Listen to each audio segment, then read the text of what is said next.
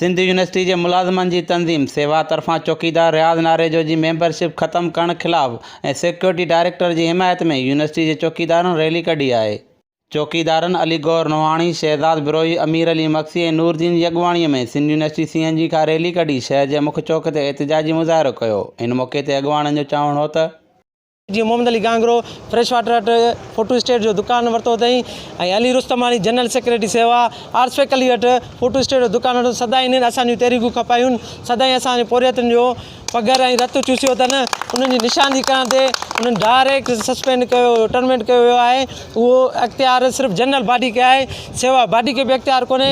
पहिरियों general council थींदी आहे, फर्स्ट लेटर सेकंड थर्ड, उहो मूंखे को बि शोकाज़ नोटिस न ॾिनो वियो आहे। हींअर सेवा हले पई, इहा ब्लैकमेलर आहे। हिननि खां पुछो अॼु 6 ॾींहं अथनि, 6 ॾींहंनि में 6 मुतालबा था कनि। हीअ ब्लैकमेल था कनि।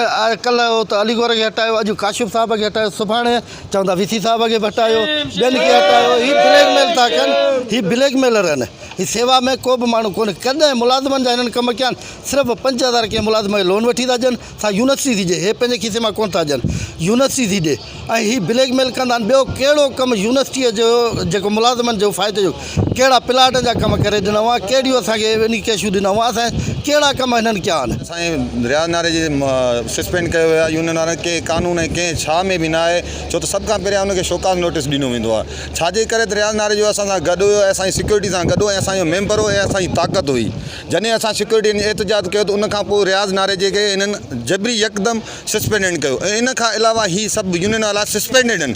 तव्हां ॾिसो, ही लेटर बि निकितल आहे, उनखे को अख़्तियार न आहे कि यूनियन जो उहिदेदार खे माना सस्पेंड कयो वञे। यूनियन जेकी आहे असांजे लाइ कयो छा आहे, अॼु ताईं का शइ कयो बि न आहे। को कंहिंखे कहिड़े बि मुलाज़िम जे करे 2200-2300 मुलाज़िमनि को बि चई वञे त भाउ मुंहिंजे लाइ को हिननि इहो फ़ाइदो कयो आहे। ऐं काशिफ़ साहब खां असांजो ऑफिसर आहे, उन खां असां उते में न उहो डायरेक्टर भलो आहे, उहो पाण जेको आहे सुबुह शाम असां सां गॾु पियो थो हले।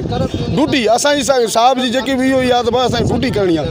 सिंध यूनिवर्सिटी के चौकीदारन मुतालबो किया है तो ज़ाती मफ़ादन लाइ एहतजाज कंदड़ सेवा उहिदेदारन खिलाफ़ कार्रवाई करे रियाज़ नारेजो की मेंबरशिप बहाल कई वञे। अली इमरान चांडियो, आवाज़ TV जामशेद।